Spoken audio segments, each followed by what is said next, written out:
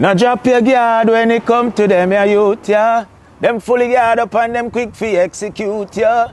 Now drop your guard when it come to them, ya youth, yeah. The one will laugh, I'm same one of the shooter. Watching them, this is Rasta Jai representing for the Lion Voice Network. This is the time when the lion gets to tell our own story. Haile Selassie. I will never stop, hail the Most High, and I will never stop, call Rastafari. Blessed love, this is Kushite representing for the Lion's Voice. We are here to tell our own story. When Detroit, the big three, as we call it back then, Chrysler, General Motors, and Ford, when they began to lose the grip that they had on the global market, because other countries were beginning to produce cars. Japan, of course, was producing cars. Germany, maybe was the first that really entered the American market with the Volkswagen. In fact, I remember clearly the car I learned to drive on was a 1966 Volkswagen Beetle that my father bought brand new for $1,300. Oh, wow. And then you had cars coming from Yugoslavia. You had cars coming from various parts of the world who were sometimes cheaper and more efficient than the American car. So the American auto market began to decline. And because the entire economy of Detroit was based on this one thing, it wasn't diverse. As the auto market began to decline, so did the economy of Detroit. But yes, I did live through that prosperity. And in many ways, I'm a product of that. Although my parents didn't work in the auto factory, they worked in the post office. But still, I grew up in an environment where there was, relative comfort and money flowing because of the auto industry. What do you have to tell the people about Rastafari? Light to the world. The King of Kings and the conquering line of the tribe of Judah. I left himself. Hey yo! Yeah. Hear them high, hear the Black King on the 23rd of July. So tell them guy who praise God up in the sky, it's a lie. The Almighty living on your night. From ancient time them a try. Them Romans know them just open them suit and ties. Criminals ain't got no alibi, they stole my people. Then them come without them genocide. Are you talking about slavery? Them couldn't kill the lion will come conquer Judah tribe. Go through tribulation, I strive, see sufferation, I still rise. That's why we tell them in America, live Rastafari in every ghetto area. We come to tell them in Toronto, straight to Italy. Wow, so you've seen a lot of change in your city. Detroit was the motor city. Do you have any remembrance before the deindustrialization of Detroit, when it was that place to be where the black middle class thrived? Do you have memories of that as a child? Yeah, for sure. And I grew up in that time period. For example, when I graduated from high school in 1974, many people went to work directly in the factories and they were making more money than people who were going to college. Even after I graduated from college in 1978, my brother, I had one sibling who was 6 years younger than me. My brother, who had dropped out of high school, got a job working for Oldsmobile, and he was making more money working in the factory as a high school dropout than I was making as a Detroit public school teacher. Wow. So there was an opportunity for people to acquire, relatively comfortable lifestyles, to buy houses. And so during the 70s and the 80s in Detroit, there were more black homeowners in Detroit than anywhere else in the country. And certainly the auto industry in some ways facilitated that. But it's a double-edged sword because the whole economy of Detroit was based around the auto industry.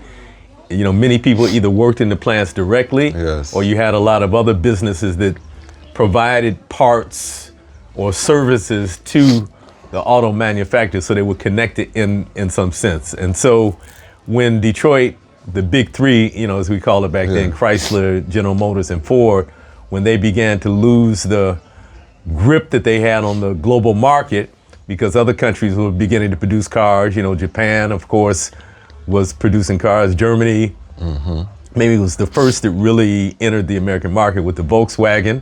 In fact, I remember clearly the car I learned to drive on was a 1966 Volkswagen Beetle that my father bought brand new for $1,300. Oh, wow. And so And then you had cars coming from Yugoslavia. You had cars coming from various parts of the world who were sometimes cheaper and more efficient than the American car. So the American auto market began to decline.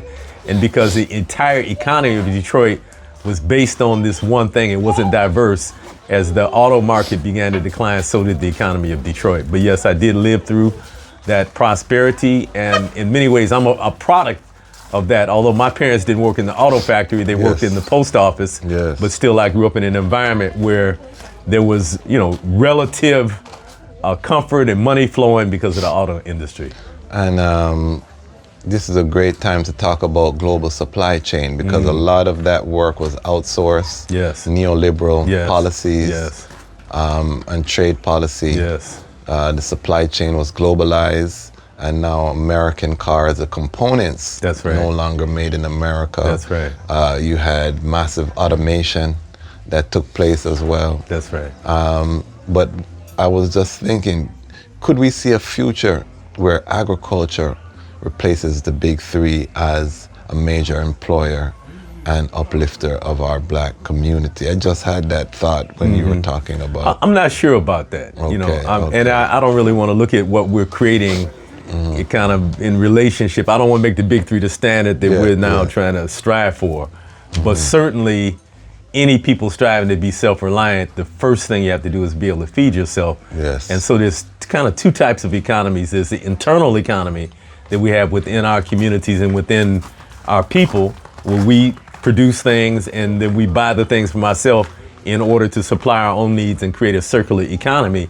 But then also there's the external economy, kind of like every nation has a domestic economy and a foreign economic policy. So we also want to figure out how do we produce things that we can sell to other people in order to bring cash and resources into our community for development. But the thing is, we don't want to fall into the kind of colonial model where we're producing primarily for other people. Yes. We should be producing primarily for ourselves and then supplementing with that with what we can produce and sell to others. So agriculture has great potential because everybody is going to eat.